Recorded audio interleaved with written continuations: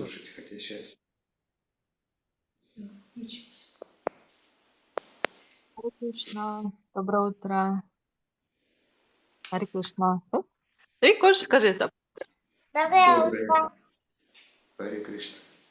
Там, похоже, есть другие лектора. У Дины. Которые немножко... Марина тоже есть. Я думал, у Дины там лектор проснулся. Итак, у нас сегодня будет вступительное занятие.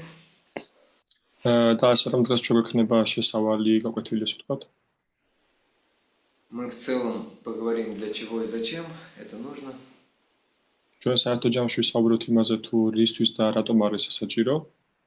Что у нас будет?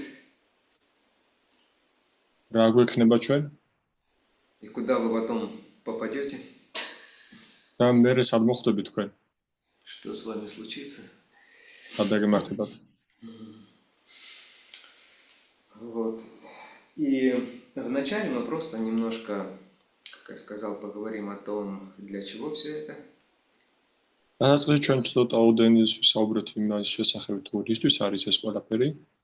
Хотя тут, в принципе, все понятно. Это нужно для инициации, для пранамы. Будем честны, это основная причина.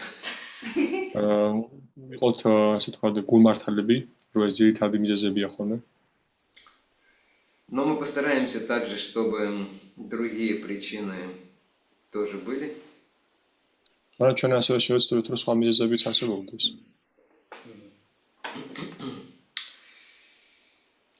Так, мы все уже здесь в Бхакти, ну так скажем, не совсем новички.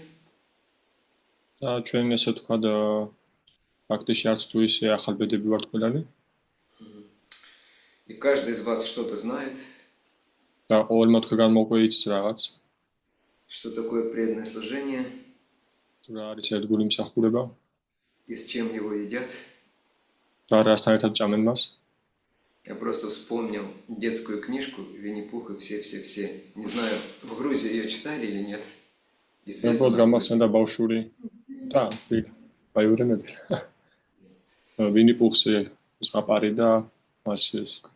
В России очень известная детская книга.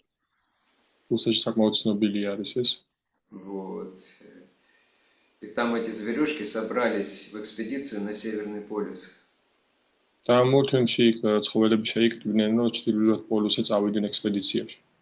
по крайней мере, думаю, что вы знаете, что такое Северный полюс.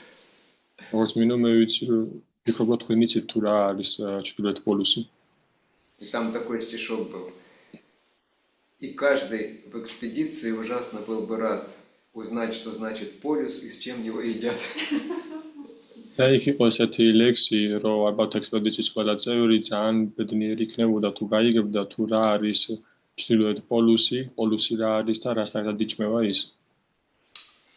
то есть люди, они достаточно сейчас, как это сказать, непрактичны, ну, то есть им важно вот в жизни, чтобы было реальный результат, видимый. არათუ პრაქტიკულები არამედ ძალიან მნიშვნელოვანი მათთვის თუ რაში შეიძლება გამოიყენე, როგორ შეიძლება გამოყენებადი იყოს ეს ცხოვრებაში. И Бхакти, она, в принципе, дает эту возможность. და ბхакти პრინციპში იძლევა ამ შესაძლებლობას.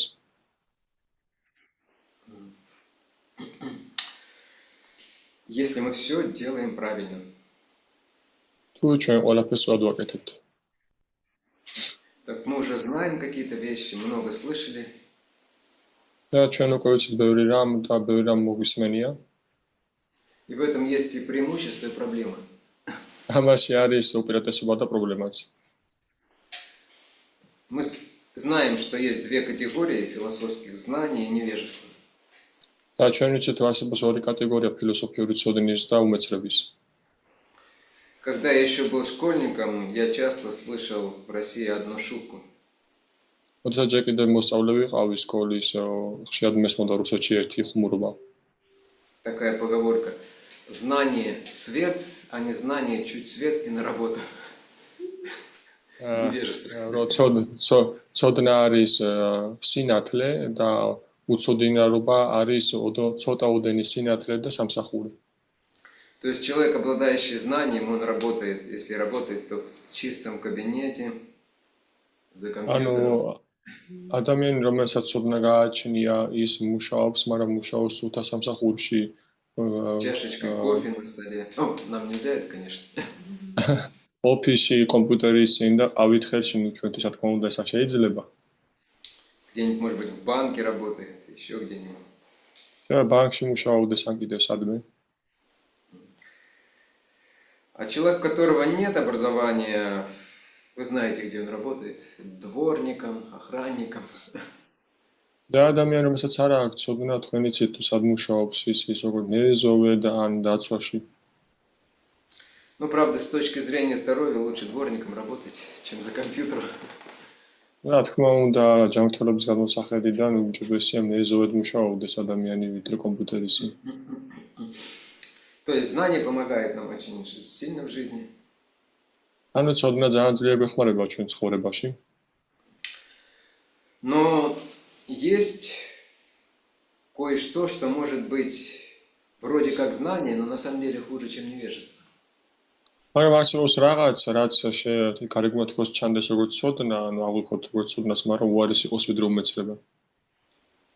Как вы думаете, что это? როგორ ფიქრობთ, რა არის ეს?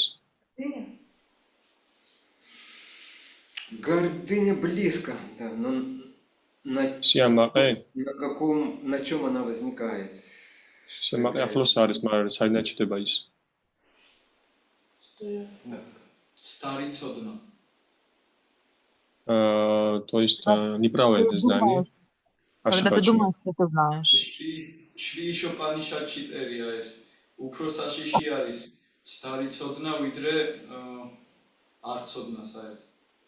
Это говорится в Шри Упанишад. Это говорится в Шри Упанишад, где сказано, что гораздо хуже неправильное знание, чем невежество. Да, это я хотел услышать. Спасибо, Лука. Мадлоба, Лука. Я мисс Менамиту, да. Мадлоба, Лука. Неправильное знание, искаженное знание, частичное знание, это часто бывает хуже, чем невежество. არასწორი ცოდნა, დამახინჯებული ცოდნა ბევრად უარესია ხშირად ვიდრე უცოდინარობა. Почему Марьям она сказала? Потому что человек думает, что он что-то знает и гордится. რატომ? იმიტომ აი მარიამა თქვა სწორი პასუხი, რომ ადამიანს გონია, რომ რაღაც იცის და ამით იწყებს, ამით ამაყდება. В Австрии есть очень известная музыкальная школа. Австрии? Австрия, Вена. ავსტრიაში არის ძალიან ცნობილი მუსიკალური სკოლა. И там, когда они принимают на обучение, და როდესაც ისინი იღებენ მოსწავლეებს, с тех, кто ничего не знает, они берут одну цену. მათგან გარკვეულ თანხას იღებენ, ვინც არაფერი არ იცის ჯერ, მათგან გარკვეულ თანხას იღებენ. А с тех, кто что-то знает в музыке, они берут в 2 раза больше. და მათგან ვინც უკვე რაღაც იციან მუსიკაში, მათგან 2-ჯერ მეც იღებენ. Потому что нужно, во-первых, им показать, что они ничего не знают, во-вторых, их нужно потом переобучать. პირველ რიგში იმიტომ რომ ჯერ უნდა აჩვენო მათ რომ არაფერი არ იციან სინამდვილეში და მეორე რიგში კიდევ რომ უნდა გადააჩვიო ანუ არასწორ ცოდნას და გამოასწორო. И вот у нас в основном ситуация такая, что мы что-то где-то слышали, чего-то вроде знаем, но на самом деле у нас нет такого ясного, четкого, полного понимания духовной жизни. და ჩვენ შემთხვევაში დაახლოებით ესეთი სურათ გაგვაჩნია რომ თითქოს რაღაცა ვიცით, რაღაცა საიდანაც მოგვისმენია ვინმეს განაწყვეტები, მაგრამ არ გვაქვს გარკვეული მთლიანი სურათი, გარკვეულობა. А в каких-то вещах мы просто, откровенно заблуждаемся, неправильно понимаем, неправильное знание. და რაღაც თემებში ჩვენ აშკარად პირდაპირ მნიშვნელობით დაბნეულები ვართ უმეცრებაში ვართ, არაფერი არ ვიცით ამის შესახებ. И вот такие программы, как эта, они предназначены в первую очередь для того, чтобы у нас появилось ясное, четкое понимание каких-то, по крайней мере, основных вещей, главных. და ესეთი პროგრამები, როგორც ეს არის, განკუთვნილია სწორედ ესეთი სიტუაციისთვის, რომ ჩვენ გაგვიჩნდეს გარკვეული სწორი ხედვა ფუნდამენტურ საკითხებში. И это будет такой хорошей, прочной основой для всей духовной жизни. და ეს იქნება კარგი, მყარი ფუნდამენტი მთელი ჩვენი ცხოვრებისთვის. Потому что когда у человека есть такая основа хорошая, правильное понимание в жизни, იმიტომ რომ შესაძლოა ადამიანს გააჩნია კარგი საფუძველი, სწორი გაგება ცხოვრების, то у него будет уверенность, მაშინ მას ექნება დარწმუნებულობა, у него будет ясность, он будет знать, что делать в каждой ситуации. მას ექნება, ესე ვთქვით, საღი ხედვა, ეცოდინება თუ კონკრეტულ სიტუაციაში რა შეუძლია რომ გააკეთოს. Он будет знать, к чему ему нужно готовиться в дальнейшем и сейчас. მას ეცოდინება თუ რისთვის უნდა მოემზადოს მომავალში, მომავალის პერსპექტივაში და რა რისთვის უნდა მოემზადოს ახლა ამ მომენტში.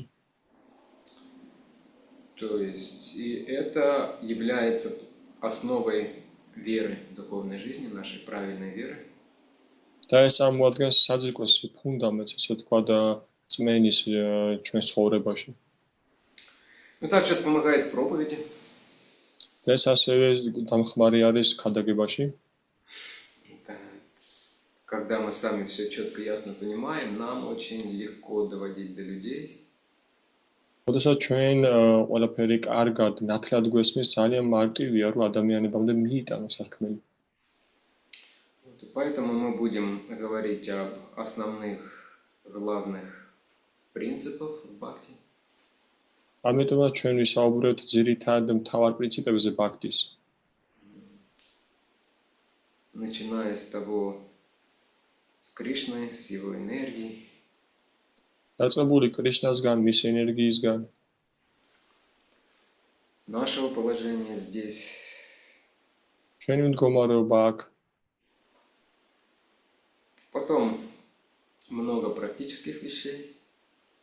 შემდეგ გარკვეული რაოდენობით პრაქტიკული თემები, которые будут касаться того, как мы с этим миром взаимодействуем или не взаимодействуем. რომელიც ეხება თუ როგორ ურთიერთქმედებს ჩვენ ამ სამყაროსთან, ან არ ვეხებით მას, ესე ვთქვათ.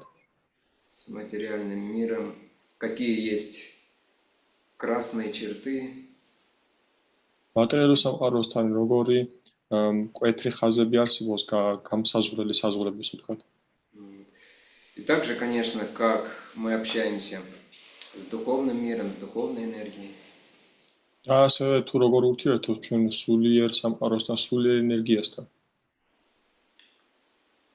Через вайшнавов, через духовного учителя, вот эти все важные моменты. ვაიშნავების გავლით, სულიერი მოძღვრის დახმარებით, აი ეს მომენტები ძალიან მნიშვნელოვანი. Конечно, будем говорить о вайшнавском этикете. და რა თქმა უნდა ვისაუბრებთ ჩვენ ვაიშნაურ ეტიკეტზეც. Ну, не просто об этикете, а вообще о вайшнавской культуре, о вайшнавском настроении. და არა უბრალოდ ეტიკეტზე, არამედ ვაიშნაურ კულტურაზე, ვაიშნაურ დარიგებებზე. Основных видах преданного служения. ძირითად სახეებზე ერთგული მსახურების. О прасаде будем говорить, о праздниках. პრასადზე ვისაუბრებთ და დღესასწაულებზე. Как нужно правильно праздновать როგორ უნდა აღნიშნოთ სწორად, на разных уровнях. სხვადასხვა დონეზე. Мы не можем праздновать так, как делал, простите, Горкишор Дас Бабаджи Махарадж. ჩვენ არ შეგვიძლია ის აღნიშნოთ როგორც გორკიშორ დას ბაბაჯი მაჰარაჯი. Когда однажды один его помощник обратился к нему, вернее, он сказал одному помощнику: сегодня у нас будет праздник. როცა თავის ერთ-ერთ დამხმარეს უთხრა, რომ დღეს ჩვენ დღესასწაული გვექნება. И тот подумал, ну, фестиваль будет. Ну, говорит, он подумал, наверное, мы будем сегодня много готовить. და მანი ფიქრა რომ დღეს ფესტივალი გვექნება ალბათ დღეს ბევრი უნდა მოამზადოთ. Сабжи с паниром, да, гулаб-джамуны. Сабжи панирთან ერთად გულაბ-ჯამუნები. Да. И он спросил, а как мы будем праздновать Бабаджи Махарадж? და მან კითხა ბაბაჯი მაჰარაჯი და როგორ უნდა აღნიშნოს ჩვენ? Бабаджи Махарадж сказал, мы сегодня будем весь день повторять Харе Кришна. ბაბაჯი მაჰარაჯი მოუპასუხა რომ დღეს ჩვენ მთელი დღის მანძილზე ჰარე კრიშნას ვიმეორებთ. И поститься. და ვიმარხულებთ. И больше ничего не будем делать. და მეტი არაფერს არ გავაკეთებთ. Навряд ли мы воспримем это как фестиваль, да? დიდი საბათოი ჩვენ ამას არ აღვიქვათ ალბათ როგორც ფესტივალი, ხო? Навряд ли у нас от этого поднимется сильное настроение. დიდი საბათობით ამისგან ჩვენ არ გაგვიმჯობესდება დიდად გონება განწყობილება. Но Горький Шор Дас Бабаджи Махараджа, он реально радовался такой перспективе. არა გორაკი შორ დას ბაბაჯი მაჰარაჯი რეალურად ბედნიერი იყო ესეთი პერსპექტივით. То есть преданное служение на разных уровнях может выглядеть немного по-разному и даже много по-разному. ანუ ერთგული მსახურება სხვადასხვა დონეზე განვითარების სხვადასხვანაირად გამოიყურება ასე ვთქვათ. И мы будем обсуждать разные уровни преданных. და ჩვენ განვიხილავთ სხვადასხვა დონეებს ერთგულების. Кого считать старшим, а кого просто старым. ვინ უნდა ჩავთვალოთ უფროსად და ვინ უბრალოდ ბებერად. Может быть, вы узнаете, что вы не старшие преданные, поймете, но нужно быть к этому готовым. Как? Может быть, в результате этого обучения вы поймете, что вы не старшие преданные, поэтому нужно быть готовым к таким вещам. შეიძლება ამ სწავლების შედეგად თქვენ შეიძლება გაიგოთ, რომ თქვენ არ ხართ ჯერ უფროსი ერთგული და ამისთვის ზად უნდა იყოთ.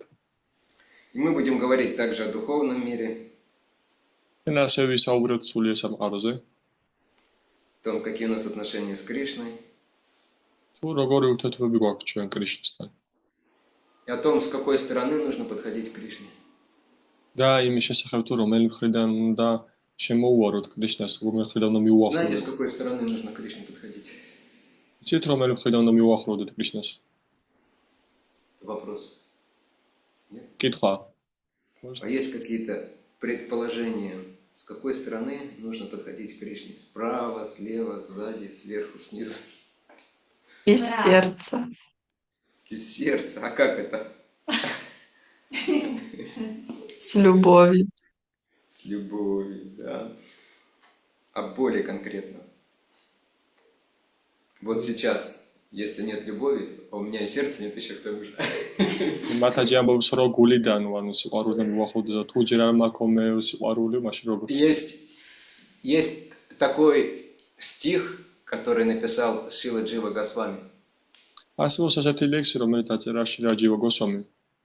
Он как бы в этом стихе обращается к преданному, который жалуется, что у него каменное сердце.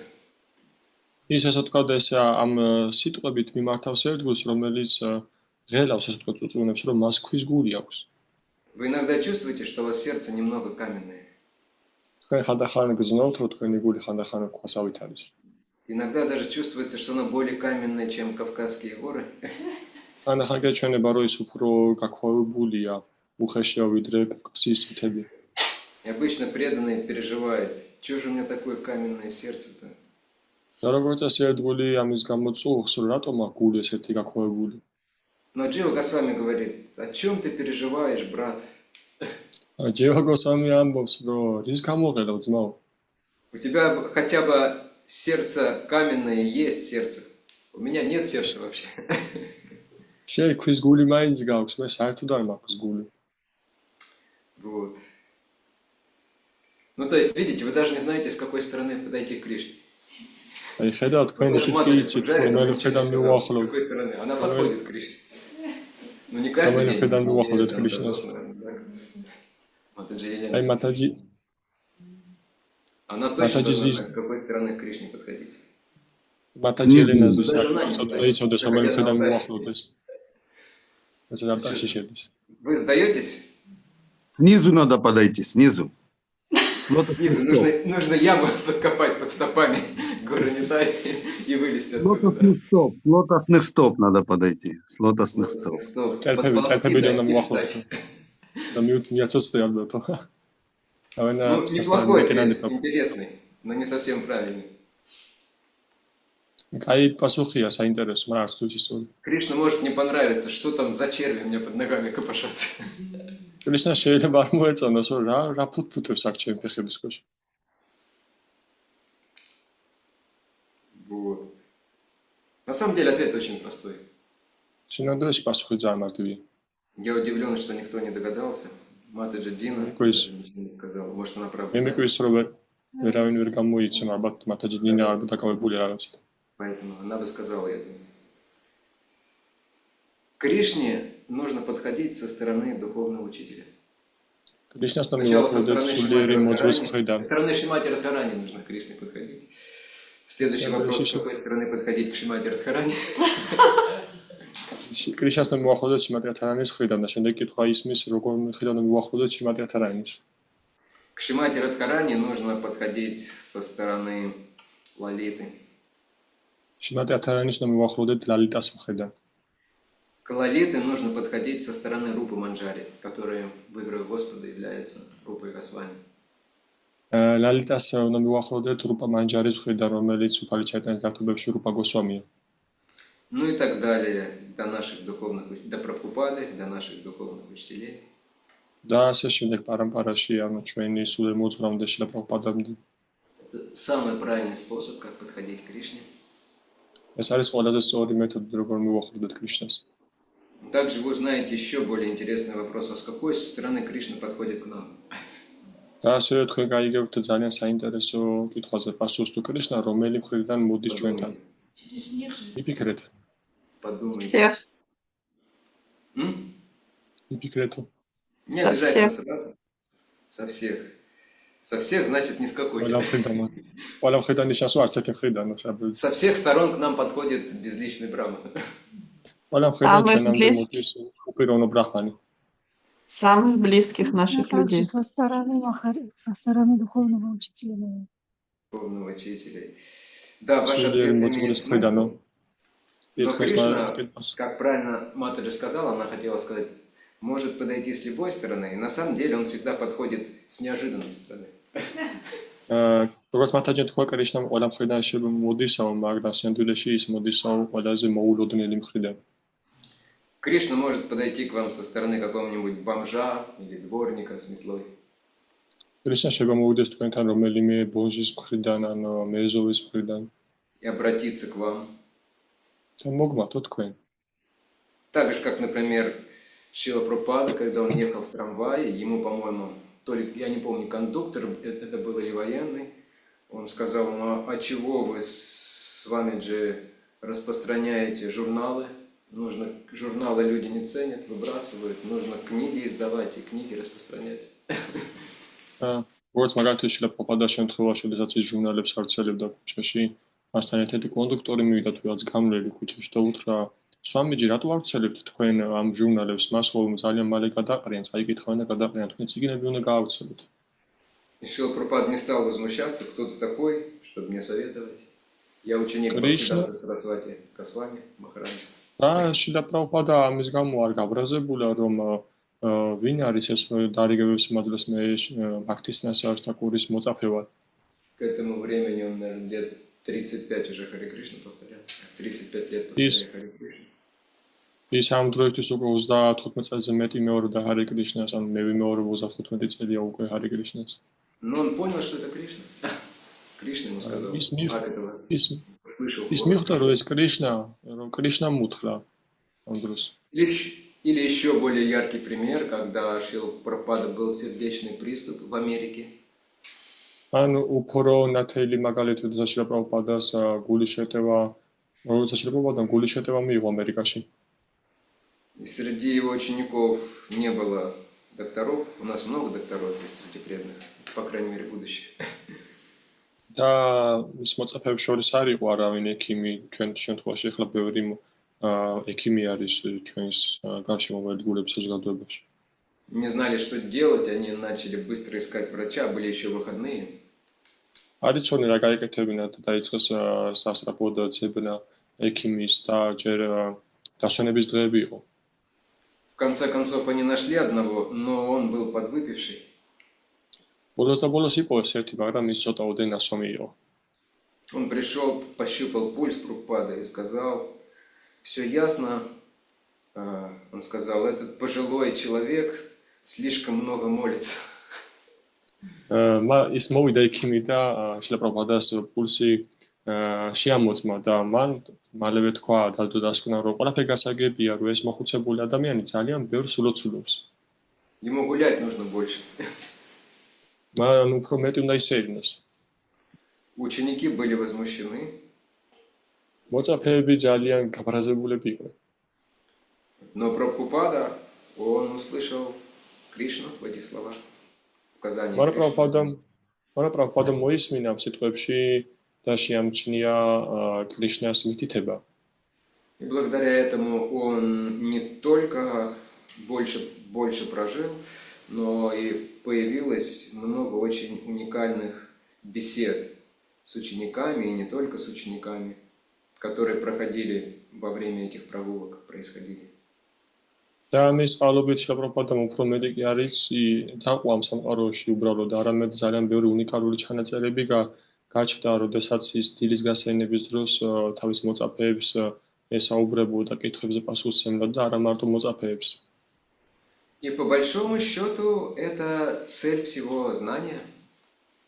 და საბოლოო ჯამში ეს არის მიზანი მთელი ცოდნის.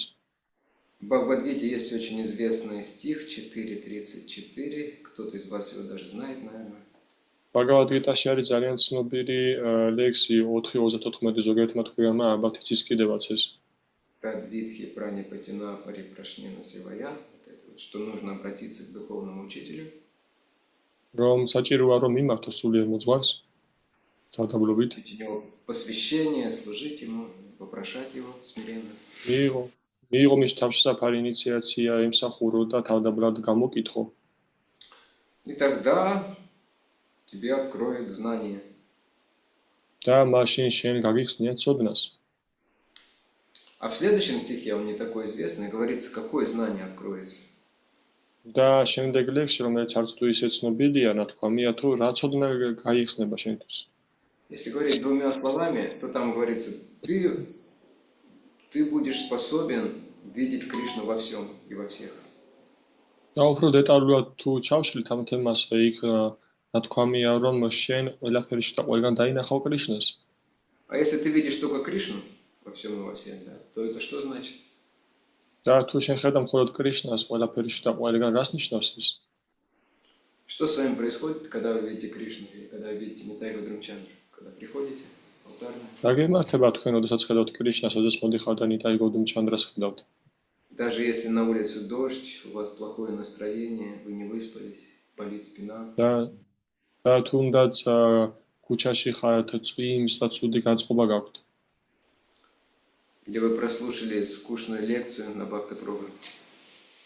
როდესაც მოისმენთ წვენი ლექცია ბაქთა პროგრამაზე. Но когда вы видите Шиши Нитая Гадрумчандру, что происходит? მაგრამ როდესაც ხედავთ შიში ნიტაი გოდუმჩანდრას, რა ხდება? Сердце любовью обливается. Ну, это круто. На самом деле, Аттари Прабху, тогда вы должны нас учить. ანუ ცრემლები გადგება თვალზე და მაშინ სიამდვილეში ათარი პრაფუ და ამაგარია, რომ უნდა გვასწავლოთ ჩვენო. Но на более простом уровне мы понимаем, да, все хорошо, нормально все. მაგრამ უფრო მარტივ ენაზე ენით ვთქვათ, მარტივ დონეზე, ყველაფერი კარგად არის სიამდვილეში. Плохо становится, когда мы о Кришне забываем. ცუდად ხდებით მაშინ, როდესაც ჩვენ გავიცლება კრიშნა. Потому что Кришна, он воплощение Ананды, воплощение блаженства, радости.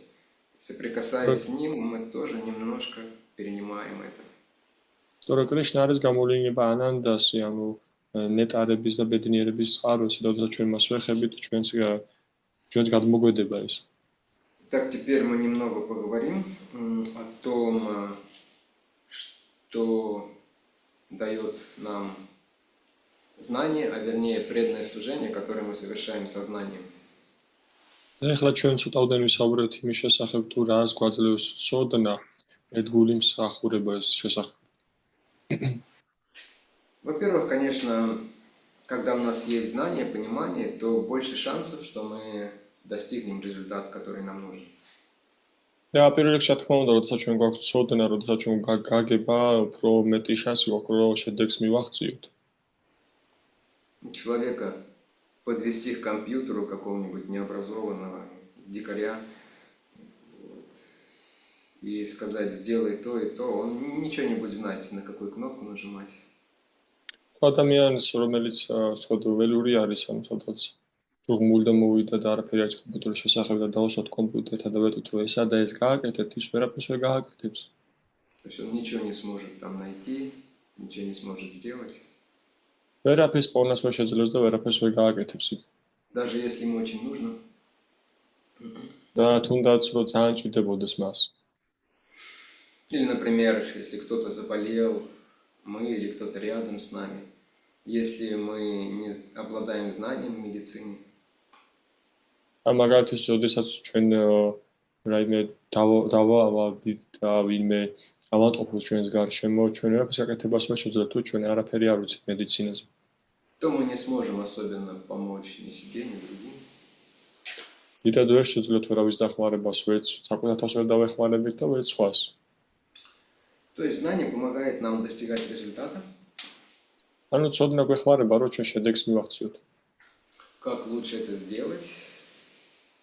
და როგორ არის უკეთესი რომ ეს გავაკეთოთ. И это экономит много времени и сил. და ეს ძალიან ბევრ დროის და ძალისხმევის ეკონომიას აკეთებს. Не знаю, Марьям умеет делать гулабджамуны? Не умеет. ჩვენ ვიცით, არ ვიცი, იცის თუ არა, მაგრამ გულაბჯამუნებს გაკეთებ. Но она иногда делает какие-то тортики. Что делает? Тортики, торты. ხანდახან ის აკეთებს რაღაც ტორტებს ხოლმე. Но я знаю, что она училась у Шри Прабху немного. ჩვენ ვიცით, რომ იცოდაოდენ სწავლობდა შივი პრაბჰუსთან. Если бы она сама пыталась их делать, не обучаясь никого, то это бы заняло много времени, много муки было бы и масло испорчено. და მასო თავად ჩაედო ძალისხმევად მე თვითონ ვისწავლიო ტორტების ცხობას, მაშინ ამ შემთხვევაში ძალიან ბევრი დრო, ძალიან ბევრი ძალისხმა, ბევრი ფქვილი, კარაქი და ბევრი რამ დაიხარჯებოდა. Торты, ладно еще, но вот гулабджамуны там действительно не все так просто. ტორტების სხვადასხვა სახის არსებობს, მაგრამ გულაბჯამუნების შემთხვევაში ეს არც თუ ისე მარტივად არის ეს საქმე. Нужно знать весь процесс, нужно знать, какие ингредиенты должны быть, как их смешивать, какая консистенция должна быть у этой смеси. მთელი პროცესი ცოდნას მოითხოვს ეს, ანუ გულაბჯამუნების აკეთება უნდა იცოდე რა ინგრედიენტები, რა პროპორციები, რა კონსისტენცია უნდა იყოს. Какое масло кидать, там горячее, холодное, как жарить и так далее. რა სახის კარაქი უნდა ჩადო შიგნით წომში, რომ ცივი თუ გამთბარი, როგორ უნდა შეწვა.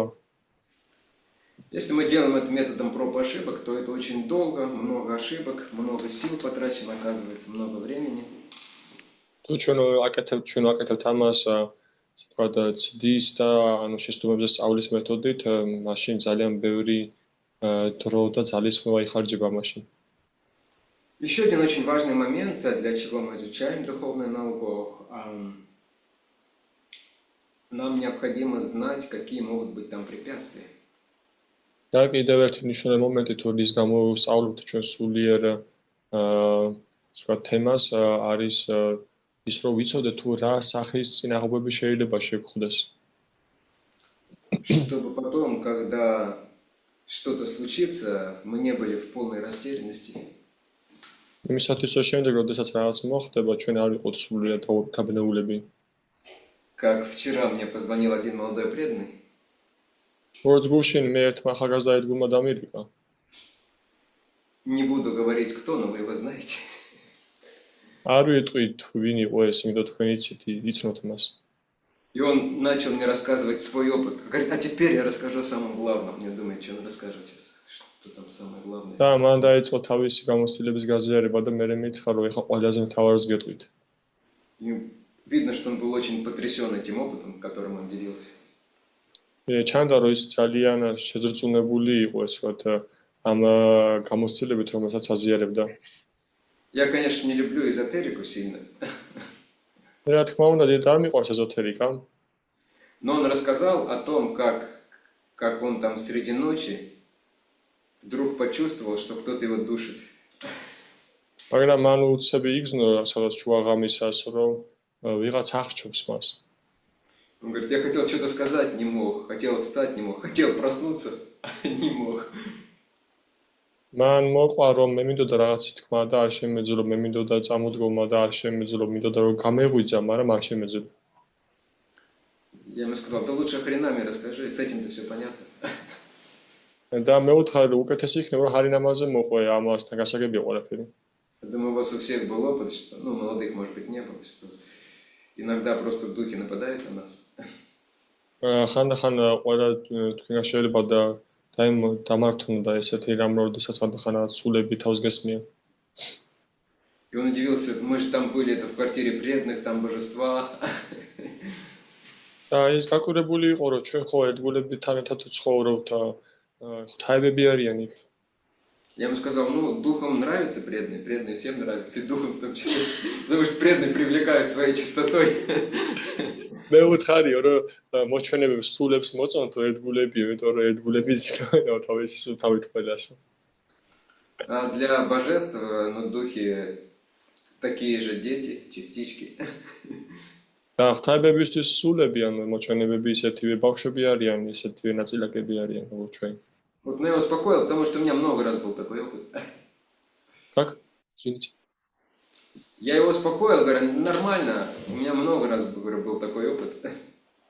მე დავამშვიდეო რომ ყველაფერი ნორმალურია რომ ყველა ჩვენგანს ქონია ესეთი გამოცდილება. Причем чаще в храме, чем не в храме, когда я останавливался. და უფრო მეტად ტაძარში ვიდრე ტაძრის გარეთ. საინტერესო ეს არის. Ну, то есть он был обескуражен в тот момент, не знал, что делать. Ну, хорошо, он догадался, что нужно Харе Кришна повторять, кричать Прабхупад. და ეს გაუცებული იყო რომ ესეთი რაღაც ხდება და მან მიხვდა რომ ჰარე კრიშნა უნდა გაიმეოროს და შეიძლება პრაბჰუპადას დაუძახოს. И потом он сказал, на следующей ночи, на всякий случай, перешел ночевать в комнату, где там двое других старших преданных ночевало. და მე ყოველ შემთხვევაში მან თქვა რომ ყოველ შემთხვევაში მე გადავედიო სხვა ოთახში სადაც ორი უფროსი ერთგული ათენებს ღამესო. Это правильный вывод, искать защиту у преданных. ეს სწორი დასკვნა არის რომ ეძებოთ თავშესაფარი ერთგულებში. Это лучше, чем самому пытаться решать проблемы. ეს უკეთესია რომ თავად ეცადოთ პრობლემების გადაჭრის გზა.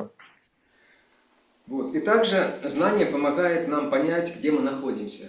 То есть, да, переводи, пожалуйста. და ასევე ცოდნა გვეხმარება იმის გარკვევაში თუ სად ვიმყოფებით ჩვენ რა ეტაპზე. То есть, чтобы понять, двигаемся ли мы в правильном направлении или не в правильном, или не двигаемся, нам нужно понимать, на каком этапе что должно с нами происходить. ანუ იმისათვის რომ გავერკვიოთ თუ სწორად ვითარდებით თუ არა, სწორად მივიდით თუ არა გზაზე, უნდა გვესმოდეს თუ რა ეტაპზე ვიმყოფებით ეხლა. И это не всегда очевидно. და ეს არ არის ყოველთვის გასაგები. Иногда нам кажется, что нам становится хуже и плохо становится, да? ანახან ჩვენ გვეჩვენება რომ ჩვენ უარეს მდგომარეობაში ვარდებით, ანუ უფრო ცუდად ხდებით. Но это может быть признаком того, что все правильно идет на самом деле. მაგრამ ეს შეიძლება იყოს სწორად ნიშანი იმის, რომ ყველაფერი სწორად ვითარდება. Я думаю, у многих из вас есть опыт, когда спустя какое-то время нахождения в обществе преданных მე ფიქრობ, რომ ყოველ თქვენგანს ექნება ეს გამოცდილება, რომ რაღაც დროის შემდეგ, რაც ერთგულებთან გაატარა, вы вдруг обнаружили, თქვენ უცებ აღმოაჩინეთ, что, похоже, раньше-то я лучше была. როგორც ჩანს, მე ადრე უკეთესი ვიყავ. Была более спокойная. Вот. ვიყავი უფრო მშვიდი, Зависти у меня не было. შური არ მქონდა მე. А тут я вдруг вижу, что зависть у меня. კი უცებ ვამჩნევ რომ შური გამაჩნია. Какие-то желания плохие у меня много, оказывается. Раньше не было такого. როგორც ჩანს ცუდი სურვილები ბევრი მაქვს, თითქოს ადრე არ მქონდა ისინი. И преданный или преданный может испугаться. Похоже, я деградирую, что-то не так. და ერთ გული შეიძლება შეშინდეს და აღევლდეს, როგორც ჩანს მე დეგრადაციას განვიცი და რაღაც ისე არ არის. Ну, на самом деле, все так и должно быть. და სინამდვილეში ყველაფერი ესია და ყველაფერი ესე უნდა იყოს.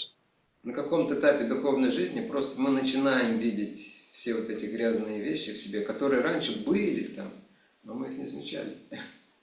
და სულიერი ცხოვრების რაღაც ეტაპზე ჩვენ უბრალოდ შევჩნევას ვიწყებთ, რომ ისინი არსებობს და უბრალოდ ვერ ავჩნევთ მას. Зайдете в комнату, которую 2 месяца не убирали. როდესაც თქვენ შეხვალთ ოთახში, სადაც 2 თვის მანძილზე არ დაგილაგებიათ. Вы увидите, что вроде все хорошо, все серое. თქვენ დაინახავთ, რომ ყველაფერი თქოს ყველაფერი კარგად არის, ყველაფერი ნაცრისფერია. Очень гармонично паутина на углах смотрит. ძალიან ჰარმონიულად გამოიყურება აბლაბუდის ქსელი კუთხეებში. Но стоит вам провести тряпкой, стереть пыль с одного места хотя бы, видите, вот что-то тут не так, какая-то грязь оказывается здесь. Вроде зря я начал убираться, грязь появилась. საკმარისია, რომ პატარა შეცადოთ გასუფთავება ტილო გაუსვათ კუთხეს, ანუ კედელს და აღმოაჩენთ, რომ რამდენი ჭუჭი ყოფილა, როგორც ჩანს ყველაფერი გავაუარესი, ანუ არ ღირდა დალაგების დაწყება. ვამჩნევ ხა ჭუჭს. На самом деле она не появилась, она была, просто вы ее смогли увидеть наконец-то. სინამდვილეში ის არ გამოჩნდა რა, ის იყო, უბრალოდ თქვენ ხა როგორც იქნა შეძელით მისი შემჩნევა დანახვა. Вацлав Прабху однажды поделился опытом, что с ним произошло один раз. ვაცალა პრაბჰუმ ერთხელ გააზიარა თავისი გამოცდილება თუ რა დაემართა ერთხელ. Может, уж лет 20 назад, наверное, да, лет 20 назад. ალბათ სადაც 20 ან 18 წლის წინ ხდებოდა ეს. Вот. У него в какой-то момент начались проблемы с голосом. Он потерял фактически способность говорить, петь. რაღაც მომენტში მან დაკარგა ხმა, მან დაკარგა საერთოდ უნარი, საუბრის და სიმღერის. И он к многим там врачам обращался к разным методам. და ბევრი ექიმს მიმართა სხვადასხვა მეთოდების გამოყენება შეეცადა. В конце концов его вылечили. ბოლოს და ბოლოს ის განკურნეს. Доктор, который его вылечил, его имя начиналось с ДЖ, окончалось с ТХ. და ექიმი რომელმაც ის განკურნა, მისი სიტყვა იწყებოდა ჯით და ხთ თავდებოდა. Как в Грузии, да? Дж, ТХ в конце. როგორც საქართველოსია რა სახელები. На самом деле это был Господь Джаганат. სინამდვილეში ეს იყო უფალი ჯაგანათი. Вацлав Прабху рассказывал, когда он оказался в Джаганатха-пуре уже, то есть он просто начал писать Господу каждый день письма. ვაცალა პრაბჰუ ყვებოდა, აზიარებდა, რომ როდესაც ჯაგანათ-პურიში აღმოჩნდა, როგორც იქნა, მან დაიწყო ყოველდღე უფლისთვის წერილების წერა. И после этого он начал поправляться. და ამის შემდეგ მან გამოუჯობესება დაიწყო. Но до этого на каком-то этапе он обратился одному, хорошему такому, он был друг преданных, хорошему парнишке, он был гомеопатом. და მანამდე სანამ ჯაგანათ-პურიში მოხდებოდა, მან მიმართა ერთ ძალიან ახალგაზრდა ექიმს, კარგ ბიჭს, ესე თქვა, გომეოპათი იყო ის. Лука, ты с гомеопатом имел дело? ლუკა, ქონიაო შენ გომეოპათებთან საქმე? Anytime with homeopathic medicine. Лука знает немножко. Вот, и тот дал ему гомеопатические пилюли, сказал, как принимать. და მან მისა ჰომეოპათიური ტაბლეტები, ესე თქვა, და რო უთხრა რომ გამოიყენო ესენი მიიღეო. И он начал принимать их. და მან დაიწყო მათი მიღება. Там, по-моему, было по 2 таблетки 2 раза в день нужно было принимать. იქ მეგონი ორი ტაბლეტი იყო დღეში ორჯერ. И вдруг он заметил, что хуже становится. და უცე მან აღმოაჩინა, რომ უარესად ხდება. И в какой-то момент у него там началось даже, тяжело дышать стало. Რაღაც მომენტში მას დაეწყო ესეთი სიმპტომები გამოუვლინდა, რომ საერთოდ სუნთქვა გაუჭირდა. Говорит, со мной тогда это было первый раз, я в шоке, звоню этому доктору, что делать? მე ჩემ შემთხვევაში ეს პირველად ხდებოდა და მე შოკში ვურეკავა, მე ქიმისაო, გავაკეთო, რა ხდება? Помираю, мне, наверное, нужно закончить принимать эти таблетки. Კვდებიო, როგორ ჩანსაო, როგორ ჩანს მე უნდა შევწყვიტო ამ ტაბლეტების მიღება. Но тот ему спокойно сказал, ты принимал по 2 таблетки 2 раза в день? Он говорит, да. და მან შვიდად უპასუხა, რომ შენ დღეში ორჯერ იღებდი ამ ტაბლეტებს. А теперь принимай по 3 таблетки 3 раза в день. ეხლა მიიღეო ორჯერო, არა, სამჯერ მიიღეო ყოველ დღე 3 ტაბლეტიო. Поскольку он ничего не знал в гомеопатии, он подумал, так мне с 4 таблеток в день я уже чуть не помираю. А если я буду 9 в день принимать, что со мной случится? ეგიდან გამომდინე, რომ მან არ იცოდა ჰომეოპათიის შესახებ არაფერი, რომ მე ის ფიქრობდა, რომ დღეში 4 ტაბლეტს ვსვაო და რა მემართებაო და ეხლა 6 დავლიო რა დამემართება საერთოდ. Но тот объяснил ему, как работает гомеопатия, что, говорит, сначала она вызывает кризис, вот, а потом нужно увеличить дозу, и все потом начинает восстанавливаться. Это, говорит, нормально. და მან აუხსნა ჰომეოპათიის მეთოდოლოგია, როგორ მუშაობს, ჯერ კრიზისი იწვევს და მე დოზა უნდა გაზარდო იმისათვის, რომ ბოლომდე აღმოფხრას ზეზი. И вот на пути бхакти периодически у нас будут возникать кризисы. და აი ბაქტის გზაზე ჩვენ პერიოდულად გაგვიჩნდება კრიზისი. Такое нельзя, конечно, говорить совсем молодым, начинающим преданным. რა თქმა უნდა, ამის თქმა არ შეიძლება საერთოდ ახალგაზრდა დამწყები ერთგულებს რო ეს შეატყობინო. Но мы вроде их свозили в Дхамму, молодых преданных, поэтому я думаю, они переживут, если услышат такое теперь.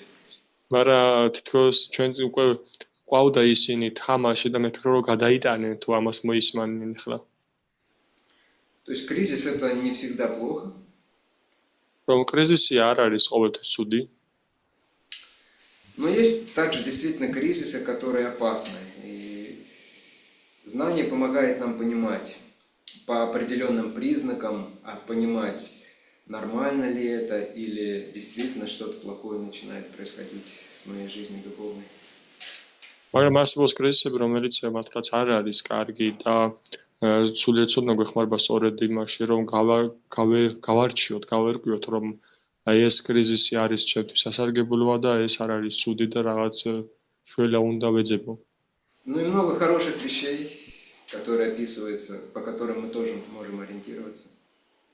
და არსებობს ბევრი კარგი რამ, რაც აღწერილია და რაზეც შეგვიძლია ჩვენ ორიენტირება რომ მოვახდინოთ. Вот это все дает нам правильное знание бхакти. და ეს ყველაფერი ჩვენ გვაძლევს სწორ ცოდნას ბაქტის შესახებ. Теперь еще один следующий очень важный момент. То, что мы пытаемся получить, это не просто знание, это систематическое знание. და კიდევ ერთი ძალიან მნიშვნელოვანი მომენტი, რომ ის რის მიღებასაც ჩვენ ვცდილობთ, ეს არ არის უბრალოდ ცოდნა, არამედ ეს არის სისტემატიური ცოდნა. Как я сказал уже, у нас сейчас знание, которое называется фрагментарным. То есть мы вот что-то знаем, а остальное вообще не знаем. Не знаем, как это связано с остальным.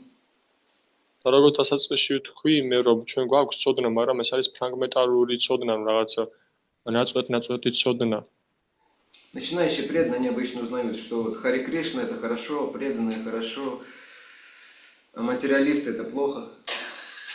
დაუწყებმა ერთგულებმა როგორც წესი იციან და გაიგეს, რომ ჰარი კრიშნა ეს კარგია, ერთგულები კარგია, მატერიალისტები ცუდნი არიან. И вот они приходят домой и видят этих материалистов. და ისინი მიდიან სახლში და ხედავენ ამ მატერიალისტებს. Начинают выкидывать мясо из холодильника. იწყებენ ხორცის გადაყარას მაცრიდან გამოიღებენ და გადაუყრიან ხორცს. Говорят там, бабушка, ты в ад пойдешь, если будешь есть мясо. მეუნებიან ბებია შენ ჯოჯოხეთში წახვალ თუ ხორცი ჭამას გააგრძელებ. Показывать 6-ю песнь, история Джамила, картинки. მეექვსე სიმღერიდან აჩვენებენ აჯამილას ისტორიიდან ნახატებს. То есть и преданный может думать, что он очищает мир, таким образом очищает родственников. და ერთგული შევაფიქროდეს, რომ ის ამგვარად სამყაროს წმენს და წმენს თავის ნათესავებს.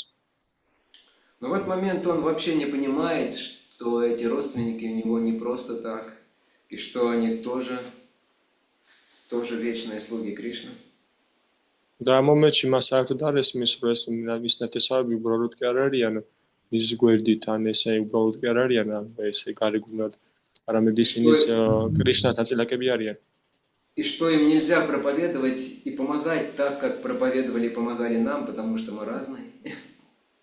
და არ ესმის, რომ არ შეიძლება მათ ისევე უხადაგო და ისევე შეიცავ დახმარება გაუწიო, როგორც ჩვენ გვიხადაგეს და როგორც ჩვენ დაგვეხმარნენ.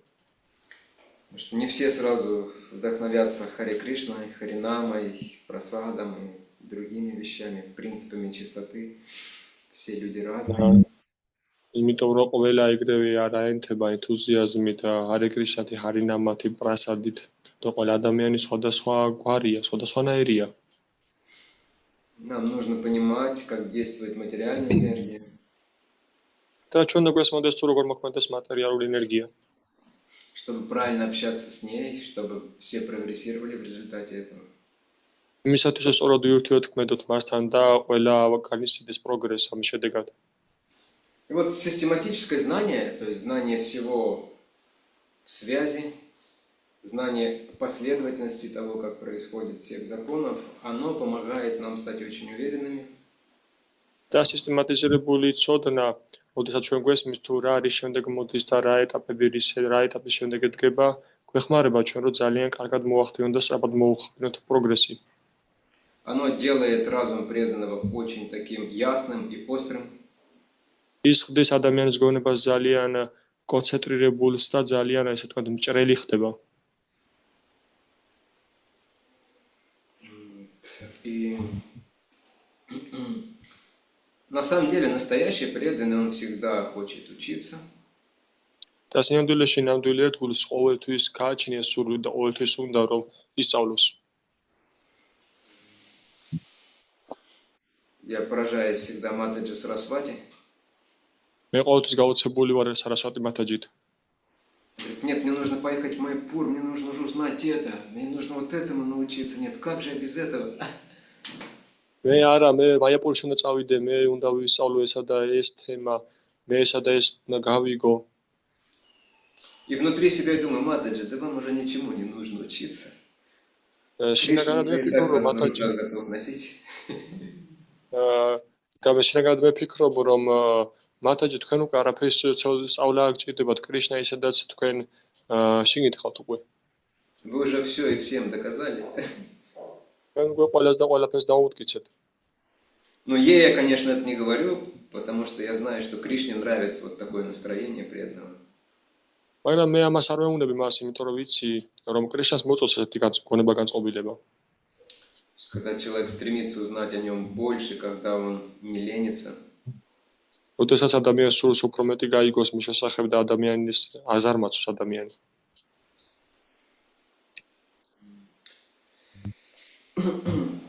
Это дает нам систематическое знание. Бхактивинод Такур говорит, что если человек будет повторять Харе Кришна, но без самбанхи, без этого правильного систематического знания, და ბაქტიონ თაკური ამბობს, თუ ადამიანი გაიმეოროს ჰარე კრიშნას, მაგრამ არ ექნება სამბანთა, ანუ არ ექნება ესეთი დალაგებული, სისტემატიზირებული ცოდნა, то он не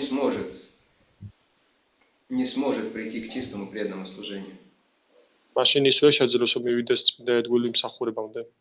Он может заниматься каким-то преданным служением или чем-то похожим на преданное служение. მას შეუძლია და დაკავდება გარკვეული სახის რაიმე ერთგული მსახურებით. Но это не будет тем преданным служением, которое полностью удовлетворяет Господа и которое будет постоянным. მაგრამ ეს არ იქნება იმ სახის ერთგული მსახურება, რომელიც კუთების უზენაესპიროვნებას დააკმაყოფილებს და რომელიც განხორციელებას შეძლებს ის მუდმივად. Потому что иногда мы можем слышать, или у нас у самих может возникнуть вопрос, зачем так подчеркивать знания на пути бхакти? იმიტომ რომ ხანდახან შეიძლება ჩვენ მოვისმინოთ ან ჩვენ თუ გაგვიჩნდეს ესეთი კითხვა თუ რა საჭიროა ესეთი ხაზგასმა ბაქტის გზაზე ცოდნის. Почему? Потому что мы слышим из Писаний, опять же? Рატომ? იმიტომ რომ რა გვესმის ჩვენ წმინდა წერილებიდან კვლავ. Вы слышали, может быть, такое утверждение, может быть, вы его не совсем понимаете, но слышали, что бхакти независимо и самодостаточно. Слышали? ჩვენ ალბათ ესეთი მტკიცება გსმენიათ წმინდა წერილებიდან რომ ბაქტი დამოუკიდებელია და არაფერზე არ არის არაფერს მიმართ არაფერზე არ არის დამოკიდებული ის. Ну что бхакти, преданного служения одного достаточно для того, чтобы достичь совершенства жизни. Я думаю, это слышали. ალბათ ეს გსმენიათ რომ ბაქტი ან ერთი მხოლოდ ერთგული მსახურება საკმარისია რომ სიცხლის სრულყოფილება სრულქმნას მიაღწიოს სიცხლეში. Совсем плохие ваши дела. საერთოდ ცუდად არის თქვენი საქმე. Мы попытаемся это исправить.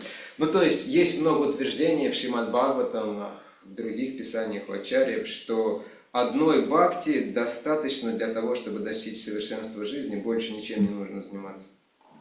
ანუ არსებობს ბევრი მტკიცება, ბევრი ციტატა შრიმად ბაგავატამიდან და სხვა წმინდა წერილებიდან, რომ მხოლოდ ბაქტი საკმარისია იმისათვის, რომ სიცხლის სრულყოფილებას მივაღწიოთ. И что такое бхакти? და რა არის ბაქტი? რა არის ბაქტი კითხვა? Что такое Верховный бхакти? Сахурова.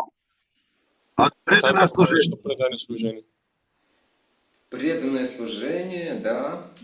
Но не просто, да? И- Какое служение? С чем? მაგრამ არა უბრალოდ ერთგული მსახურება, რითი ის? Чистое. Чистое, что это значит? სუბთაო და სუთარას ნიშნავს. Не для себя, без примесей. Ну, в общем, а там для кого здесь- самое главное? და რისთვის ეს ყველაზე თავარი? Да, ну да, с любовью к Кришне, с эмоциями, с чувствами, да, как здесь в Грузии все любят чувства. სიყვარულით, ემოციებით, გზნობით. В России все преданные, не все преданные, в России любят думать, в Грузии любят чувствовать. რუსეთში ერთგულეს უყვართ ფიქრიო და საქართველოში უყვართ ერთგულეს რომ გზნობდნენ. Это видно по людям, даже видно, по преданным видно. ეტყობათ ერთგულებს ეს. То есть зачем на пути любви какое-то знание, то есть какая-то логика и все остальное. Можно просто любить Кришну, питать к Кришне Красотень. хорошие чувства и все, и вернуться в духовный мир. საჭიროა ბაქტიში ან ერთგულ მსახურებაში რაიმე ცოდნა, უბრალოდ შეგიძლია კრიშნა გიყვარდეს და დაბრუნდებულგან. Можно? И в одном очень известном, одном из первых объяснений Махамантры, которое Шрила Прабхупада на английском языке дал, და ერთ-ერთი ყველაზე ცნობილი განმარტება მაჰამანტრას, რომელიც შილაპრაბჰუპადამ ინგლისურ ენაზე მოგცა. он в этом объяснении, комментарии к Харе Кришна Махамантре, он вдохновляет людей воспевать Харе Кришна. ამ ჰარე კრიშნას განმარტებაში ადამიანებს აძლევს ასე თქვა და სულისკვეთებას, რომ мотивациას ასე თქვა რომ გაიმეორონ ჰარე კრიშნა. И он говорит, воспевать Харе Кришна может любой, говорит, ребенок может воспевать. ეს ამბობს ჰარე კრიშნას გამეორება შეუძლია ყველას, ბავშვს კი შეუძლია. Потом говорит, даже собака может. ძაღლებსაც კი შეუძლიათ. То есть даже животные могут заниматься бхакти. ანუ ცხოველებსაც კი შეუძლიათ ბაქტი დაკავდნენ. Есть известный пример собак, собака Шивананда Сена, да? არსებობს ძალიან ბევრი მაგალითი, ცნობილი მაგალითები ძაღლების შესახებ, მაგალითად შივანანდა სენას ძაღლი. Есть много историй со слонами, ну, уже из Индии. არსებობს ასევე ბევრი ისტორია სპილოებთან დაკავშირებული. Особенно с теми слонами, которые в храмах, у них есть служение катать божеств. განსაკუთრებით იმ სპილოებს ეხებათ ეს ისტორიები, რომელიც ტაძრებში ცხოვრობენ, რომლებიც მსახურებაც არის რომ ღვთაებები. Много таких, ну, действительно берущих за душу истории, как там одну слониху старую, ее отвезли за 300 километров куда-то, в другое место, ну, решили заменить, нашли новую, да, вот, чтобы божеств катать. А это ასევე например, ასეთი ისტორია მაგალითად განსაკუთრებული ისტორია, გულიშემძველი ისტორია, ერთი მოხუცებული სპილოს ისტორია, რომელიც ჩანაცვლებას და გადაწყვიტეს ერთგულ მსახურებაში, ასე ვთქვათ, რომ ღვთაებს ასეირნეოდა ის და 300 კილომეტრის მოშორებით წაიყვანეს. И божества катали раз в неделю по субботам, да. И что вы думаете, в следующую субботу და ღვთაებებს კვირაში ერთხელ ასეირნებდნენ და რას ფიქრობთ, რა მოხდა შემდეგ შაბათს? вот, когда уже собирались божества взойти на эту новую слониху, вдруг прилетела эта старая, растолкала ее, просто ее провела. როდესაც უკვე ღვთაებები ადიოდნენ ამ ახალ სპილოზე, რომ ესეირნათ, ესე ვთქვათ, მოვარდა, მოფრინდა საიდანაც ეს მოხუცებული სპილო და ეს გათელა ეს ახალგაზრდა სპილო რა. Ну да, и перед божествами там, ну, по слоновьему склонилась. და ღვთაებების წინ სპილოს როგორც ახასიათებს, ისე მოიხარა ქედი. И эти собаки, слоны, они явно бхакта-программ не проходили, и бхакти-шастры не изучали. და ამ ძაღლებმა და მსვილებმა აშკარად არ გაიარეს ბაქტა პროგრამის კურსები ან ბაქთიშასტრებიც არ შეუსწავლიათ. Но, похоже, достигли очень больших вещей, если не совершенства на пути бхакти. მაგრამ როგორც ჩანს მიაღწიეს სრულყოფილებას ერთგული ბაქტის გზაზე. Бхакти действительно обладает силой, например, святое имя, да? Говорится, что достаточно один раз произнести святое имя. ბაქტის მართლაც გააჩნია ძალა და ნათქვამია, რომ საკმარისია, რომ ერთხელ წარმოთქვა მხოლოდ წმინდა სახელი. Чтобы в сердце проявилась сначала любовь к Богу, იმისთვის, რომ გულში გამოვლინდეს სიყვარული ღმერთისადმი. и затем, чтобы мы сразу же оказались в духовном мире. Достаточно произнесения одного святого имени. და შემდეგ რო ეგრევე აღმოჩნდეთ სულ ეს სამყაროში, საკმარისია ამისათვის, მხოლოდ ერთხელ წარმოთქვათ წმინდა სახელი. Почему недостаточно, нам говорят, что недостаточно просто петь и танцевать, нужно изучать Писание. და რატომ არ არის ჩვენთვის საკმარისი, რომ უბრალოდ ვიმღეროთ, ვიცეკოთ და ასე შემდეგ? Если одного святого имени достаточно для совершенства жизни, თუ მხოლოდ ერთი წმინდა სახელი საკმარისია სრულყოფილების მისაღწევად ცხოვრებაში. что вы скажете? რა სიტყვით ამ შესახებ? На этот вопрос закричите «Джай», мы всегда это знали. ჩვენ ჯაი ჩვენ ყოველთვის ვიცოდით ეს. Что скажете, уважаемые вайшнавы и вайшнави? Можно сказать. Было сказано, что надо чисто произнести один раз. Ага, вот очень осторожно, но правильно Марьям что-то сказала. Ты слышал, Бочи? და მარიამა თქვა, რომ ჯერ ნათქვამია იქაო, რომ უნდა წარმოთქვა სუფთადო წმინდა სახელი. Да, факт. Достаточно одного святого имени. И фაქტია, რომ საკმარისია მხოლოდ ერთი წმინდა სახელი. Но это имя должно быть чистым. მაგრამ ეს უნდა იყოს სუფთა.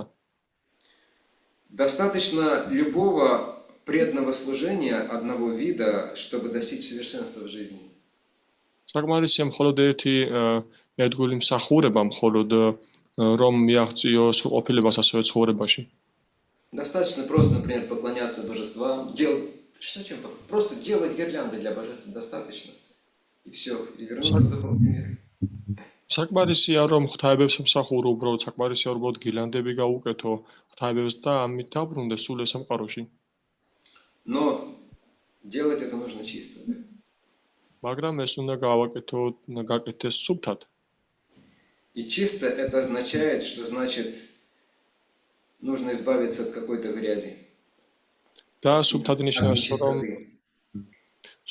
ნიშნავს რომ უნდა თავიდან მოვიცილოთ სიპინძური, ანუ И в первую очередь, когда мы говорим о нечистых вещах, что загрязняет наше воспевание, что загрязняет наше поклонение, что загрязняет нас больше всего, это невежество. და იმისათვის რომ ხაზს გაუსვათ იმას უგესმოდეს თუ რა აპინძურებს ჩვენს წმინდა სახელების გამეორებას, ჩვენს მსახურებას, ეს არის უმეცრება. Поэтому все образование и все изучение предназначено для того, чтобы очистить наши бхакти, очистить в первую очередь от невежества и от других примесей. ამიტომაც მთელი ადგილი მსახურება, მთელი ეს განათლება განკუთვნილი იმისათვის, რომ განწმინდოს ჩვენი ცნობიერება, ჩვენი მსახურება უმეცრებისგან და მინარევებისგან. И когда же вы будете чисто воспевать, чисто делать гирлянды, чисто катать кокосовые шарики со сгущенкой, тогда уже можно ничего не изучать. და როდესაც თქვენ უკვე შეძლებთ, რომ სუფთად გაიმეოროთ წმინდა სახელების, субтад გააკეთოთ გილანდები ღვთაებებისთვის, სუბтад გააკეთოთ ქოქოსის და სუშონის. Потому что, да, აღარ შეისწავლთ არაფერი. потому что чистое преданное служение, оно сразу же все остальное порождает. И гьяну, и вайрагию, то есть и знание, и отречение. იმიტომ რომ სუბтад წმინდა ადგილი მსახურება ეგრევე ბადებს ყველაფერ დანარჩენს, გიანასაც, ვაირაგიასაც და ყველაფერ დანარჩენს.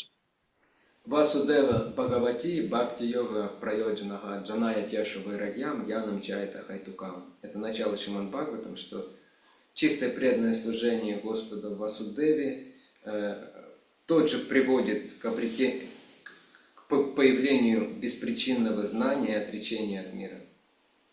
და ეს შლოკა არის მოყვანილი შრიმად ბაგავატამი დასაწყისში, სადაც ნათქვამია, რომ ვასუდევას წმინდა ერთგული მსახურებას ეგრევე მივყავართ გიანას და განდგომილების სრულყოფილებამდე.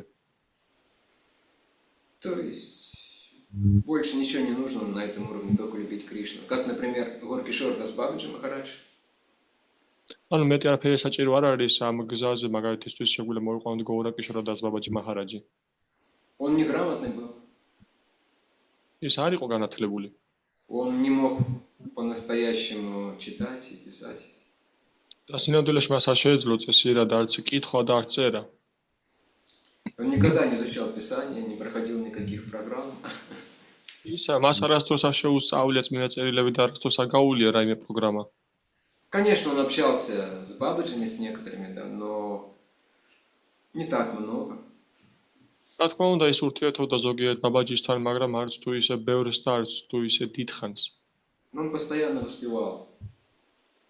მაგრამ ის გაუჩერებად მუდმივად იმეორებდა წმინდა სახელებს. И что интересно, все, что он говорил при этом, რაც საინტერესოა, ყველაფერი, რასაც ის ამბობდა ამავდროულად. все это было в точности, как в Писании. ყველაფერი იყო ზუსტად თანხმედრაში წმინდა წერილებით. То есть вот можно было взять его любое утверждение, и если вы знаете шастры, хорошо, то найти шлоку в шастрах, где вот это вот говорится. ანუ შეგეძლოთ მაგეროთ მისი ნებისმიერი, ესე ვთქვათ, მტკიცება, ნებისმიერი განმარტება და თუ თქვენ წმინდა წერილებში ერკვებით, იპოვიდით ზუსტად შესაბამის შლოკას შასტრებიდან. Единственные две книги, которыми он пользовался, маленькие такие брошюрки. ერთადერთი ორი წიგნი, რომელსაც ის იყენებდა, რომელთაც ის ხელმძღვანელობდა, იყენებდა ეს პატარა ბროშურებია სინამდვილეში. Это две книжки с песнями Нароттама Дастхакура на простом бенгале. ეს არის ორი патара წიგნი Наротам Дастхакуრის ფაჯანებიდან ბენგალიურად. Одна из них, по-моему, Пратхана называлась, а второе, по-моему, Према Бхакти Чандрика, если не ошибаюсь. ეს პრათანა ეწოდება, მეორეს პრემა ჩანდრიკა. Према Бхакти Чандрика. პრემა ბхакти ჩანდრიკა. Все почему? Потому что его воспевание было чистым, и из его сердца исходило только то, что есть в Писаниях. Ничего другого из него не исходило. იმიტომ რომ მისი გამეორება იყო წმინდა, სუბთა და მხოლოდ მისი ბაგებიდან ამოდიოდა წმინდა წერილების ჭეშმარიტება. Но пока нет такого состояния сердца, да, то нам нужно знание. Нам очень нужно знание, понимание. და მანამ სანამ ჩვენ აგვაჩნია ესეთი წმინდა გული, ესე ვთქვათ, ესეთი სუბთა гули, მაშინამდე ჩვენ გვჭირდება ცოდნა. Много других примеров, как бхакти, чистый бхакти дает все, что необходимо. და არსებობს კიდევ მრავალი სხვა მაგალითი თუ როგორ იძლევა წმინდა ბhakti ცოდნას და სხვა დანარჩენს. Но чтобы прийти вот к этой чистой бхакти, как раз нам необходимо изучать. მაგრამ იმისათვის რომ მივიდეთ ამ წმინდა ბhakti-მდე, სუთა ბhakti-მდე, ამისათვის რომ გვჭირდება ჩვენ შესწავლა. Бхактивинод Такур говорил, что пока человек не обретет самбандха гьяну, он не сможет избавиться от аппаратов при воспевании святого имени и вообще от аппаратов. ბაქტიონ თაკური ამბობდა, რომ სანამ ადამიანი არ შეისწავლის ბაქტის შესახებ მეცნიერებას, ის ვერ შეძლებს წმინდა სახელების სუფთად გამეორებას.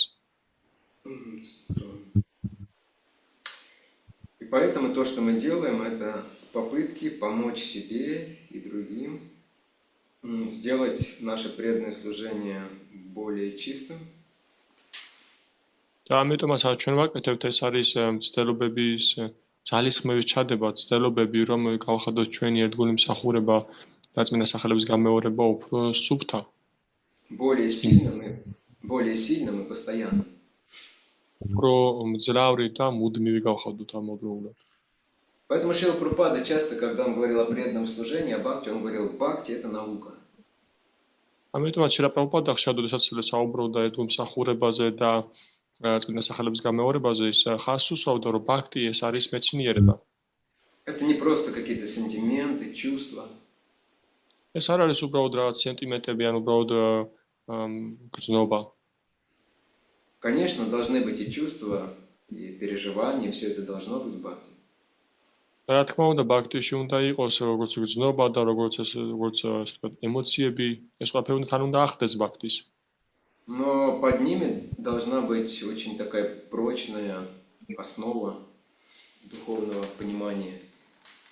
მაგრამ მათ ქვემოთ უნდა იყოს ძალიან ძლიერი პლატფორმა, ესე ვთქვათ, საფუძველი, საძირკველი სულიერი ცოდნის გაგების. Это то, чему учил Господь Чайтанья. და ეს არის რაც ასწავლიდა უფალი ჩაიტანია. Это идеальное сочетание. ეს არის იდეალური, ვთქვათ, შეთავსება, შეხამება. То есть, когда есть правильное философское понимание и есть чувства искренние. ანუ როდესაც არსებობს სწორი ფილოსოფიური გაგება და გულწრფელი გრძნობა. Обычно люди склонны бросаться в крайности. როგორც წესი ადამიანები მიდრეკილები არიან, რომ უკიდურესობებში გადავარდნენ. Есть люди просто такие сентиментальные, вот для них вот, они только движимы своим чувством, настроением своим. ასევე ადამიანები ძალიან სენტიმენტალურები, რომელთათვისაც მამოძრავებელი ძალა არის სენტიმენტები და რაღაც გარკვეული გრძნობა. Не склонны все очень легко принимать. ჩვენ მიდრეკილები ვართ, რომ ყველაფერი ძალიან მარტივად მივიღოთ, გავიმეოროთ ეს. Кришна со мной, он в сердце, он мне сегодня ночью приснился. კრიშნა ჩემთან ერთად არის, ის გულშია, ის დღეს საღამოს დამესიზმრა. Утром они мне приснились со Шримати Радхарани. დილით ისინი მოვიდნენ ჩემთან დამესიზმრნენ შიმატი რადჰარანისთან ერთად. Они улыбались мне. ისინი მიღიმოდნენ მე. И они мне принесли чашечку кофе с пирожным. და მათ მომიტანეს ყავის ჭიქა, ნაცხვართან ერთად. კრიშნა ესეთი კარგი типია. А есть другая крайность, люди, которые слишком такие, как это сказать, которые говорят, нет, не должно быть никаких чувств, должно быть только знание. და არსებობს მეორე უკიდურესობა, როდესაც ადამიანები არიან ესეთი განწყობით, რომ არავითარი გრძნობა არ უნდა არსებობდეს, უნდა იყოს მხოლოდ მშრალი ცოდნა. Они много читают, у них может быть много информации, да? ისინი ბევრს კითხულობენ და მათ შეიძლება გააჩნდეს ძალიან ბევრი ინფორმაცია. Ну, когда много информации, человек много читает, но он это в жизни как бы не использует, у него, естественно, появляется гордость и желание критиковать. როდესაც ბევრი ინფორმაცია არის და ცხოვრებაში არ იყენეს ამ დაგროვებულ ძალიან დიდი რაოდენობით ინფორმაციას, მის ცხოვრებაში ჩნდება მიდრეკილება სხვების კრიტიკის. О, вот это они делают, а в такой-то сутре Мадхьяка Хари Бхакти говорится, что так нельзя делать ни в коем случае. და ისინი ეს აკეთებენ ამას აკეთებენ, მაგრამ რომელიღაც სუტრაში ბhakti ვილასაში მაგალითისთვის წერია, რომ ამის კეთება ესე არ შეიძლება. Он может подойти и сказать: такой ужас, вы знаете, что сегодня этот Пурши Прабу сделал? შეიძლება მოვიდნენ და გითხრან რომ რა საშინელება იცით დღეს რა გააკეთა და თრუშე პრაფა. Я его спрашиваю: а что же он сделал? რა გააკეთა კითხულობ. Он сегодня баклажаны приготовил. მან დღეს ადრიჯანი მოამზადა. А что такого? А вот в Хари Бхакти Виласе говорится, что в Чатурмасе баклажаны нельзя. Смертный грех. В ад пойдете за баклажаны в Чатурмасе. რა მოხდა ამის გამო და ის გეუბნება აი ბაქტი ვილასაში ნათქვამია ამადამ შლოკაში რომ ჩატურმასში არ შეიძლება ბადრიჯანის მომზადება თქვენ ჯოჯოხეთში წახვართ. Наверное, никто из вас не знал, что баклажаны в Чатурмасе лучше не есть. აბა კაცი მარიცოდა რომ ჩატურმასის периодში არ შეიძლება კარგი არ არის ბადრიჯანის მიღება. Ну, не переживайте очень сильно по этому поводу. Это очень небольшая деталь. ეს ძალიან პატარა დეტალია. И вот обычно люди, которые не имеют такого общения и практического служения, очень часто они очень ментальны, и поэтому они не испытывают удовлетворенности, и поэтому у них вот возникает такое желание покритиковать, придраться к чему-то. და როდესაც ადამიანები არიან ძალიან ესე თქვა მიდრეკილები ესე თქვა материал, что они правильно перевели. Желание покритиковать, придраться к какой-нибудь мелочи. როდესაც ესე ზედაპირულები არიან, მათ არ გააჩნიათ წესრიგ ურთიერთობების სხვებთან, ისინი მიდრეკილები არიან, რომ იყვნენ კრიტიკულები სხვის მიმართ და ესე თქვა გაიხახულონ წარამარას სხვებს. Слишком сильно подчеркивается отречение, то, что нельзя. ძალიან ძლიერად და ხშირად ხაზგასმული ხდება განდეგილება, განდგომა რაღაცების მიმართ, რომ იმის კეთება რიციც არ შეიძლება. Поэтому путь бхакти, он всегда является серединным путем, где очень хорошо сочетается как философское понимание, так и чувства и эмоции. ამიტომაც ბაქთის გზა არის ყოველთვის ძალიან ესე თქვა შუამდებარი, ანუ ესე კაი შეხამებულია როგორც ფილოსოფიური ცოდნის, ასევე ემოციური ნაწილის. Но чтобы найти вот эту середину, как раз нам и нужно образование. მაგრამ იმისათვის რომ იპოვოთ ეს ოქროს შუალედი, სწორედ ამისთვის არის საჭირო განათლება. И последнее, о чем я сегодня скажу, что такое знание и образование, еще один взгляд. და ბოლო რაზეც რის შესახებაც მე დღეს მოგიყვებით, იმის შესახებ არის რომ თუ რა არის განათლება, რა არის ცოდნა, რის შესახებადაც მინდა რომ იცოდეთ. Если вы возьмете Бхагавад-гиту, например, или Шримад Бхагаватам, то обычно как там описывается знание? თუ თქვენ აიღეთ ბაგავად-გიტას ან შრიმად ბაგავატამს, როგორც წესი, როგორ არის იქ აღწერილი ცოდნა? სახით აღიწერება. Бхагавад-гита, например, 13 глава, стихи с 8 по 12. მაგათაც ბაგავად-გიტა მე-13 თავი და მერვე დაწყებული ლექსები. Там Кришна говорит о знании. კრიშნა იქ საუბრობს ცოდნის შესახებ. И Кришна, говоря о знании, он начинает со смирения, свобода от гордости, недосилия, терпения и так далее. და კრიშნა ოდესაც იქ საუბარს იწყებს ცოდნის შესახებ, იქ იწყებს საუბარს თავდაბლობით, მოთმინებით, არაძალადობით სხვების მიმართ და ასე შემდეგ. В конечном счете, знание означает качество и поведение. და საბოლოო ჯამში, რა თქმა უნდა, ცოდნა ნიშნავს თვისებებს და ქცევას. То есть это очень важный момент. ეს ძალიან მნიშვნელოვანი მომენტია. Но чтобы прийти к этим качествам и поведению, все начинается с того, что мы получаем какую-то информацию и какое-то вдохновение стремиться к этим качествам. მაგრამ იმისათვის რომ მივიდეთ თვისებებამდე და ქცევამდე, მანამდე საჭიროა და აუცილებელია რომ მიიღოთ გარკვეული ინფორმაცია. Потому что, к сожалению, мы не можем сами сделать себя смиренными, терпеливыми, решительными, просто пожелав этого. იმიტომ რომ სამწუხაროდ ჩვენ თავად არ შევწევს იმის ძალა, რომ თავად გავხოდოთ საკუთარი თავი, თავდაბლები, მომთმენები, და ასე შემდეგ, იმიტომ რომ ანუ ჩვენ თვითონ არ შეგვიძლია ესე თავად შევცვალოთ ეს მომენტი. Чтобы достичь этого, нужно следовать определенному процессу, да, который Кришна дает нам. იმისათვის რომ მას მივაღწიოთ, უნდა მიყოთ გარკვეული პროცესი, რომელსაც კრიშნა გვაძლევს ჩვენ. И нам нужно очень хорошо знать этот процесс. და ეს ძალიან კარგად უნდა ვიცოდეთ ჩემი აზრით, ეს პროცესი. Знать, где будут препятствия, ვიცოდეთ თუ სად შეგვხვდება დაბრკოლებები, с какой стороны их обходить. რომელი მხრიდან შემოუვაროთ მას, Знать, где можно срезать.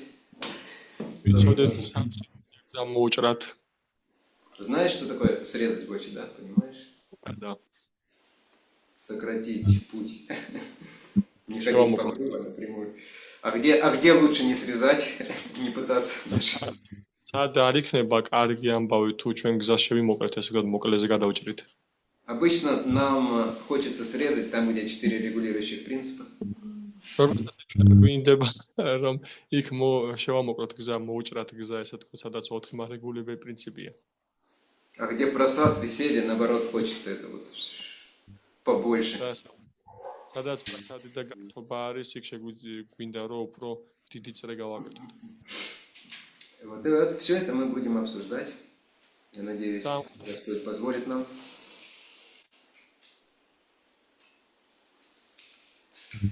На этом, я думаю, мы сегодня остановимся. Если есть у кого-то вопросы или какие-то дополнения. მე ვფიქრობ, რომ ჩვენ ამ შევჩერდებით დღეს და ვინმეს აქვს რაიმე კითხვა ან დამატებები.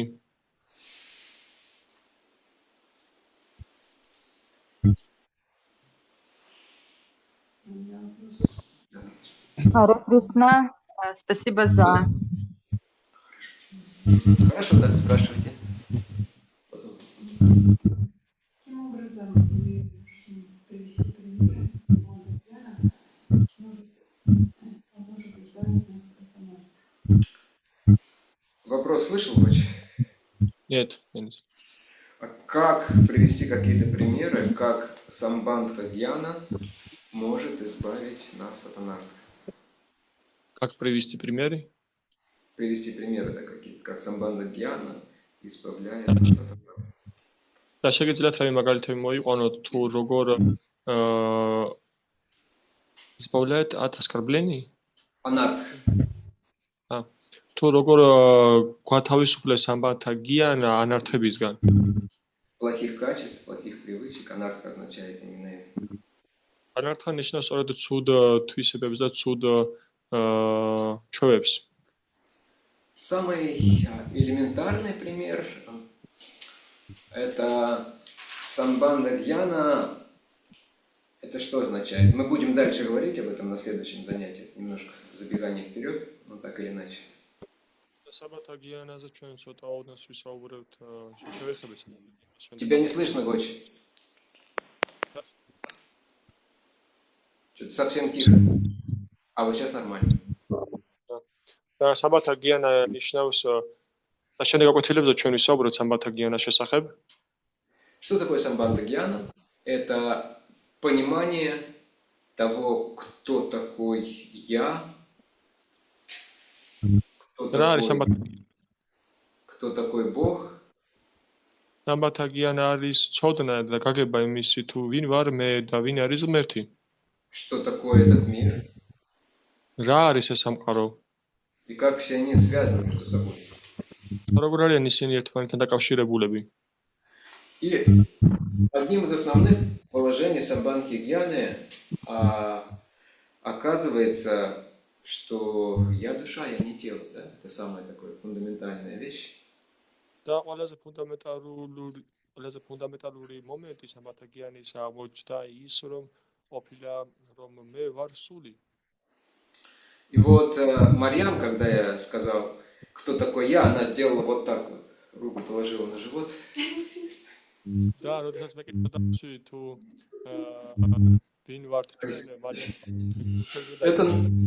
Это вот наше понимание того, кто такой я сейчас, в основном язык, живот, и сами понимаете. Коч, тебя не слышно, Лук тебя не слышит здесь, по крайней мере. Говори как... გიგონია საკუთარ თავი. Я не знаю, кричу что-то. Гарнитура плохо работает. Гарнитура, наверное, плохо работает. Марьяна говорит. Может там голос умеешь надо посмотреть на телефон. А другие Да, сейчас хорошо. Сейчас хорошо. И на самом деле все наши анархии, они из-за чего возникают? Из-за того, что мы считаем себя телом и умом, да? სინამდვილეში მთელი სანართები რატომ მუშაობენ ეს, იმიტომ რომ ჩვენ თვლით საკუთარ თავს სხეულად და ჭკუად. Я тело, поэтому я должен хорошо и много кушать. მე სხეული ვარ, მე კარგად უნდა ვჭამ, ბევრ უნდა ვჭამო და კარგად უნდა ვგრძნობდე თავს. Я ум, поэтому я должен доказать всем, что я лучше, чем другие, и гордиться этим. მე ჭკუა ვარ და ამიტომაც ყველას უნდა დავუმტკიცო, რომ მე საუკეთესო ვარ და უნდა ვიამაყო ამით. А самбандха гьяна означает, когда я начинаю понимать, что я не тело, что я не ум, то есть я к этим вещам перестаю просто стремиться. და საბათა გიანა ნიშნავს, როდესაც ჩვენ გვესმის, რომ ვიგებთ, როდესაც ჩვენ გავიგებთ, რომ ჩვენ არ ვართ, მე არ вар სხეული, მე არ ვარ ჭკუა და მე აღარ მინდა ამ რაღაცებისკენ მივისწრაფოდე. Но информация о том, что я не тело, я не ум, это еще не самбандха гьяна.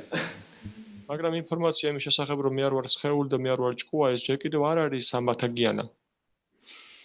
Самбандха гьяна это когда я действительно вот ощущаю себя не телом, а не умом. სამბათა გიანა არის, როდესაც მე მართლაც ვგრძნობ საკუთარ თავს, შევიცნობ საკუთარ თავს, რომ მე არ ვარ სხეული და მე არ ვარ ჭკუა.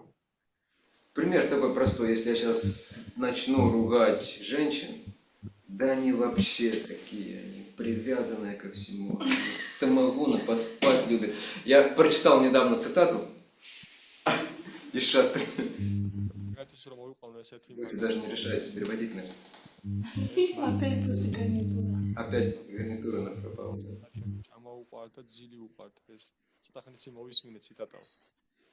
ჩამაპატიეთ მე შენ ხმა არის მოდაწერა. ანუ მაგალითს მოიყვანო აქ შრაფულ, რომ ცოტა ხნის წინ მოვისმინო, რომ მათაჯებიო სულ тамагунаში არიან, ბევრი ჭამა უყვართ და ძილიო. Недавно я прочитал какой-то шастр, но это не Шримад Бхагаватам. ცოტა ხნის წინ წავიკითხე ერთი შასტრებიდან ნაწყვეტი, მაგრამ ეს არ არის Шримад Бхагаватам. Что женщины больше, чем мужчины спать, в 4 раза кушать и так далее. Там перечисляется все это. და იქ ჩამოთვლილია სხვა დეტალები, რომ ქალებს უყვართ, რომ 4-ჯერ მეტად უყვართო ძილიო, ჭამაო და სხვა ყველაფერი დანარჩენი და ჩამოთვლილი იყო ესენიო. Если это я буду говорить, ну сейчас понятно, вы понимаете, что я шучу, и вы так спокойно сидите, улыбаетесь. და რა თქმა უნდა, მე თუ ამ ყველაფერზე თუ ვისაუბრებ, გასაგებია, რომ ეხლა მე ხუმრობ და თქვენ იღიმითო. А если буду говорить это серьезно, без предупреждения, то вы сразу возмущаться начнете. Сразу. და თუ მე ამას სერიოზული განწყობით ვიტყვი და გაუფრთხილებლად ვიტყვი, თქვენ გასაგებია, რომ ეგრევე გაფრაზდებით, ესე ვთქვათ. Посмотри на себя, идиот. Идиот. И сразу будут обвинения, ругань, то есть сразу анархи полезут. ეგრევე დადანაშაულება წამოვაო და ბრაზი ეგრევე ანარქია მოიფქვევაო.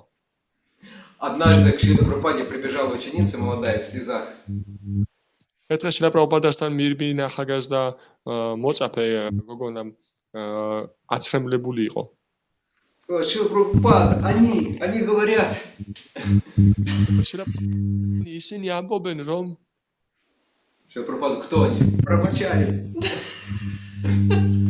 ისინიო ბრამაჩარებიო. Что женщины не менее разумные.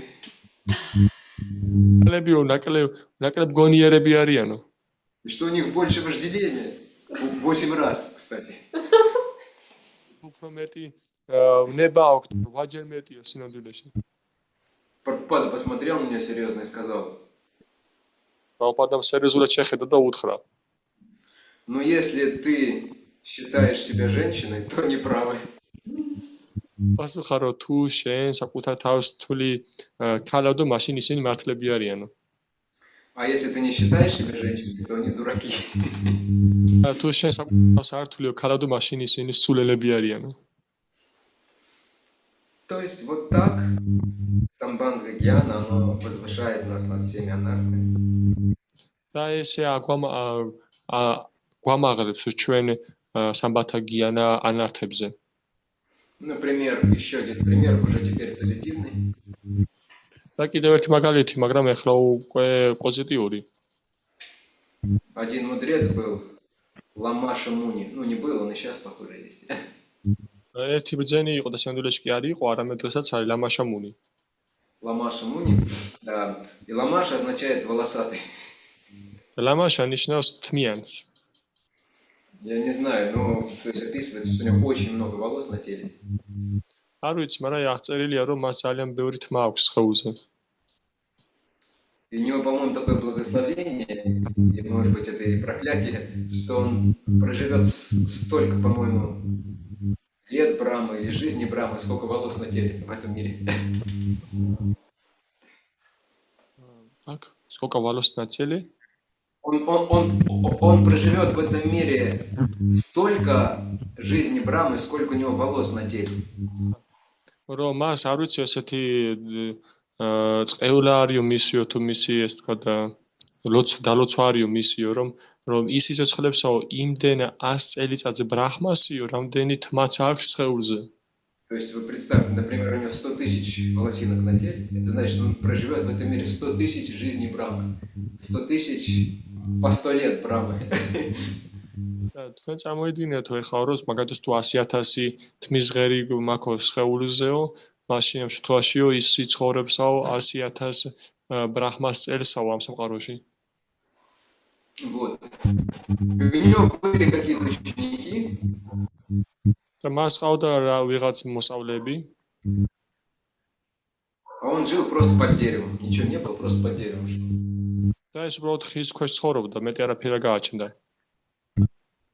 И в один момент ученики к нему приблизились. Гуру Махарадж, может быть, хоть навес поставить тут какую-то хижину. და შემთხვევაში მის მოწაფეებმა მოირბინეს ამ დროს და უთხრეს გურუ მაჰარაჯი იქნებ პატარა ქოხი მაინც გაგიკეთოთ ამ ხის ქვეშ. Он посмотрел на них так и сказал: зачем столько учили? Все равно недолго осталось. მან ეს რეზოლუცია ხედა და უთხრა რომ რა საჭირო ამდენი ძალის ხვევა, მაინც ცოტა დამრჩაო. ცოტა დრო გადამრჩა. Самбандха Гьяна при этом проявляется, если кто-то ему подходит: давай организуем, знаешь, сколько можем денег заработать. Самбандха Гьяна ლიდერა მაშინ, როდესაც ვიღაც მოდისაო ედგულებიდან თქვა და გემუნებაო რომ წამო ბიჭო ნახეო რამდენი შეძლება აქვს, ფულის გამომუშება შეგვიძლიაო. Зачем? Купишь коттедж, машину себе. კოტეჯს აიშენებო, ან იყიდიო, ან მანქანას იყიდიო შენთვის. А зачем? Ну будешь наслаждаться жизнью. შეკითხები რატომ ცხოვრები დატკბებიო? Предок говорит: а зачем? 20 лет каких-то из-за этого столько сил тратить на эти вещи. გული პასუხობს რომ რისთვის 20 წელი გადამრჩა ალბათ და ამდენი ძალის ხვევა ჩავდო ამის გამო? Что преданного нет этой страсти к приобретению и жадности, которая за этим следует, или гнев, если не получается. უნება ის შენაძენების მიმართ ან რაღაც ესეთი სიხარბე რომ რაღაცა ძალიან მოიხვეჭოს. Так Самбандха Гьяна нас познает. და ასე ვლინდება ჩვენ შემთხვევაში და ეს უგათავისუფლოს ანართებისგან სამბანთა გიანა. Там еще, по-моему, был какой-то вопрос у Матаджи онлайн. Если он еще остался. Матаджи? Если это был вопрос. Можно, да? Да, можно. Вы говорили, что вот есть эмоциональные, а есть более такие неэмоциональные люди, которые, наоборот, с помощью изучения всего и вся подходят к этому. Но они же тоже получают от этого огромное удовольствие. Если бы они не получали от этого какое-то огромное удовольствие от изучения всех этих правил, тонкостей, они тоже эмоциональные. Кого-то поправляя, мне кажется, тоже доставляет таким людям большой вред. Может, они это не осознают, но мне кажется, они очень довольны тем, что смогли кого-то поправить. Так что мы все зависит, наверное, от наших эмоций, и все наши склонности тоже им обусловлено. Хочешь, переведешь? Вот. Ну, Да. это не вопрос, такое мое рассуждение. Простите, что долго. Спасибо. Да. Сейчас переведем. მათაჯი მარიას დამატება აქვს რომ სინამდვილეში თქვენ ორი ტიპას ჩამოყალიბებთ, რომელიც ემოციურად უდგებიანო და მეორე ტიპი, რომლებიც ძალიან ესე თქვა სერიოზულები არიან და ფილოსოფიურად უდგებიანო ფაქტის ასე თქვა. მაგრამ სინამდვილეში ისინი სერიოზულად უდგებიან, არა ემოციურად უდგებიან, ისინიც ემოციას ეყრდნობიან, იმიტომ მათ სურვილი აქვთ, რომ სხვებს შეუსწორონ მუდმივად და ამით იღებენ სიამოვნებას, ემოციებს განიცდიან. Да, все правильно, просто я говорил обобщенно и вкратце. კი, ყველაფერი სწორად არის, უბრალოდ მეო ზოგადად და უფრო მოკლედ ყვებოდიო. У нас у всех разные природы. ჩვენ ყველა სხვადასხვა ბუნება გვაქვს. Поэтому все будут по-разному проявлять свои эмоции и свои склонности к философствованию. У всех будут они разные. ამიტომაც ყველა ჩვენგანი სხვადასხვანაირად გამოავლენს ემოციებს და სხვადასხვანაირად გამოავლენს ფილოსოფიის მიმართ მიდრეკილებას. და სხვადასხვანაირად იქნება ეს ყველაფერი. И, конечно же, правильное использование своей склонности к философии, оно будет приносить эмоции. Это факт. და რა თქმა უნდა, სწორად გამოყენებული საკუთარი მიდრეკილება, ფილოსოფიის მიმართ მოიტანს ემოციებს და ეს ფაქტია. И в этом случае, да, человек будет получать удовлетворение. და ამ შემთხვევაში კი ადამიანი მიიღებს კმაყოფილებას, დაკმაყოფილებას. И поэтому он может помогать другим. და ამიტომაც მას შეუძლია რომ სხვებს დაეხმაროს. Давая советы, иногда исправляя это, но делая это по-доброму на платформе удовлетворения и радости, а не на платформе разочарования. და ის შეიძლება რომ სხვებს შეუსწოროს, დაეხმაროს ამით, ესე თქვა და მოუტანოს სარგებელი, მაგრამ ეს მოუტანს, მაგრამ ეს გააკეთებს დადებითი ემოციური მდგომარეობაში და არა რაიმე კრიტიკის, ესე თქვა. Да, иногда можно видеть, что некоторые преданные не всегда ходят с такими серьезными лицами. Некоторые Да. преданные. Я რომ ერთგულები ძალიან ესე თქვა სერიოზული სახები დადიან. Очень редко улыбается. ძალიან იშვიათად იღიმებიან. Но это не значит, что они просто какие-то совершенно сухие теоретики. მაგრამ ეს არ თანნიშნავს имас, რომ ისინი რაღაც მშრალი თეორეტიკოსები არიან. Да, просто у человека такая природа. Эмоции по-другому проявляются, немножко внутренне идут. არა, უბრალოდ ადამიანს ასეთი ბუნება აქვს, რომ მისი ემოცია უბრალოდ ცოტა სხვანაირად გამოვლინდება, გამოიხატება და შინაგანად ხდება ეს ყველაფერი უფრო. То, что говорил я, имелось в виду, когда человек он склонен просто теоретизировать, в основном из-за, как это сказать, окей, сейчас я подумаю, как это лучше выразить.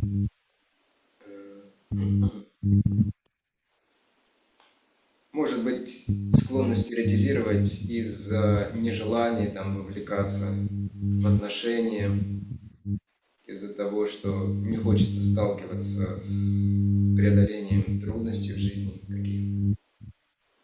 ის რადგან მე საუბრობდი დიდწილად ეხება იმას, რომ ადამიანის მიდრეკილება უჩნდება, რომ გახადოს ეცოდნა ასე ვთქვათ თეორიული იმისათვის, რომ არ უნდა რომ ახლოს შეეხოს ურთიერთობაში, არ უნდა რომ რაღაც წინ წაიწიოს, ასე ვთქვათ, ეზარება.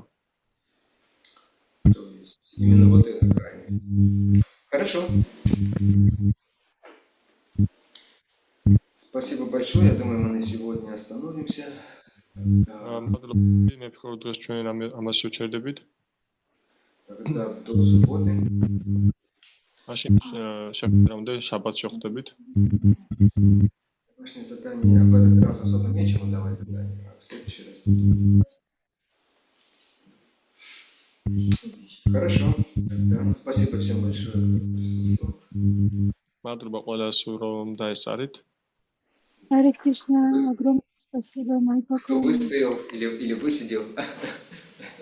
Харе Кришна всем. Да, хоть я вас увижу. Счастливые. Вот у нее вот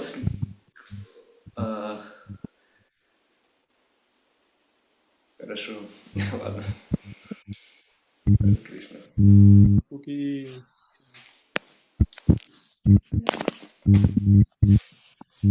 Спасибо за лекцию.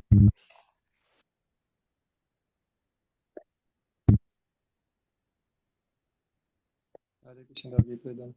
Спасибо, что подключились.